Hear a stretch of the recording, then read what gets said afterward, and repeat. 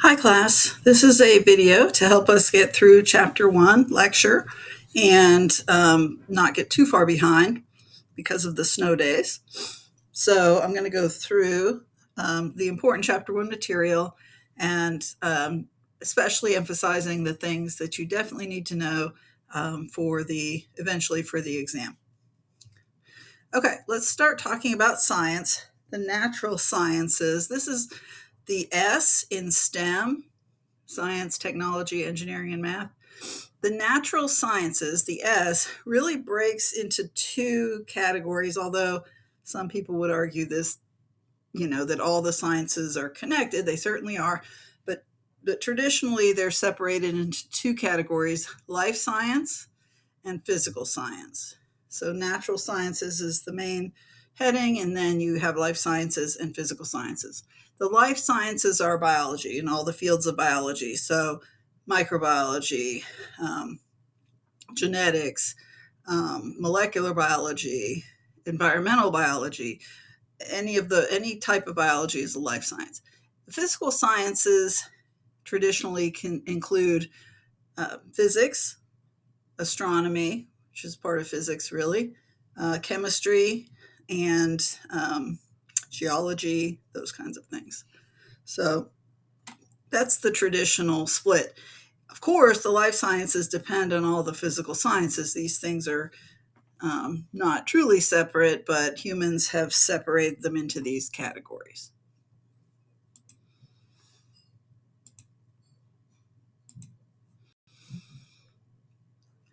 All right. So what is science? Science aims to understand the world, the natural world, through observation and reasoning. So science begins with observations, and at that level is just descriptive. What's happening? What do I see? What do I notice? And then scientists also use a way to test ideas they have, which we call the scientific method. So science is both of those things. We attempt to be as objective and logical as possible when we rank our hypotheses from most likely to least likely, and then we test the most likely hypothesis first. And then if we eliminate that hypothesis, then we move on to the next most likely.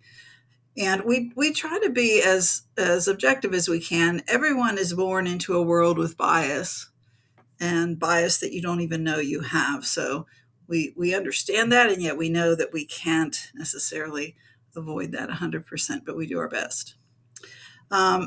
Scientists use a systematic approach. That just means like an approach that everyone kind of agrees on is logical and makes sense and stepwise, and to understand the natural world. So we just want to understand what the rules are for life on this planet.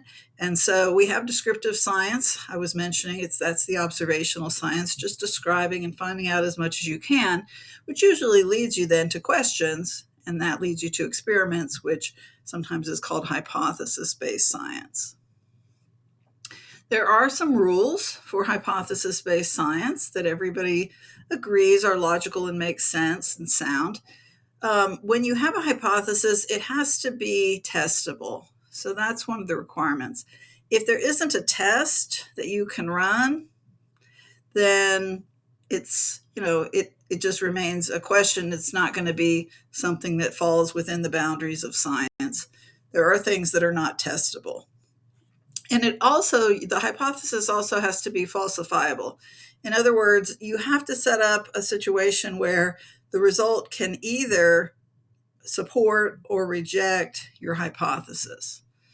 If you set up a situation, a test, or an experiment where no matter what the result is, you're going to say that the results support your hypothesis, that's not a fair test. That's not science.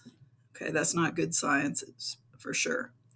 So hypotheses can only be supported or rejected. We really don't say we prove. We do sometimes say we prove something, but what we mean is we've repeatedly supported it. So the more data and the more repetitions of different types of experiments in different ways that come to that same general conclusion leads you to sometimes use the word prove.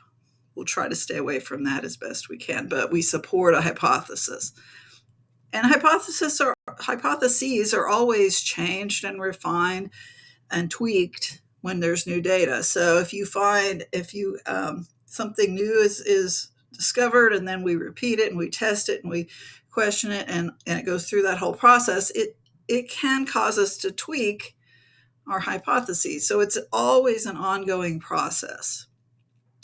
When you design an experiment, you test one variable at a time. So you will have a control group and an experimental group. We will be very careful in lab. We will define what our control group is and what our experimental group and what our experimental question is. So when you're doing an experiment or you're doing some kind of research, you have to be very clear on what the question is, and then really critical of yourself in that, are you setting it up in the way that will only put that one variable to the test. So that's very important. All right, scientific theories. There's this word theory has two meanings. In science, it means a big idea supported by so much evidence, the things that we are the most certain of. So, in physics, the theory of gravity, the concept of, or cell theory in biology, the statement that all living things are composed of one or more cells. That's not the result of just one experiment or one observation. That is a massive collective concept that's come across many, pretty much every observation. So scientific theory is close to fact. I said we can't really prove things, but we come to a point where we say this is very, very, very well supported, and we call it a theory. And theories are not just a single concept, it's a big idea. Okay. Now there's a casual meaning of the word theory, which implies a guess. So if somebody says that I have a theory, that cannot be a scientific theory, because one person doesn't own a scientific theory. If I have a theory, I'm making a guess. And that's the slang version of this word. Science has theories: cell theory, theory of gravity, theory of relativity, all these kinds of theories. Evolutionary theory falls into that category. And those are very well supported concepts. So you want to be careful if somebody says, I have a theory, or if they say, that's just a theory. That word just, that means that they're using the term in the slang sense, which means just a guess. And that can be very confusing when scientists are trying to talk to people who haven't studied any science. All right, just briefly, in science, there are, I said there's descriptive science and there's experimental science. Those are two adjectives that you can use to describe the way the science is done. We also have these adjectives, basic science and applied science, which were on your vocabulary lists. And basic science is the science just to find things out, just to know, for no particular reason, like we don't know if this is ever going to be useful, but we just want to know how everything works as best we can. Applied science draws from basic science, but things that suddenly an application, the word applied, an application becomes apparent to us, and we look at what we already know and we pull some of those things and we are able to use them to create things to help humanity or to help the world.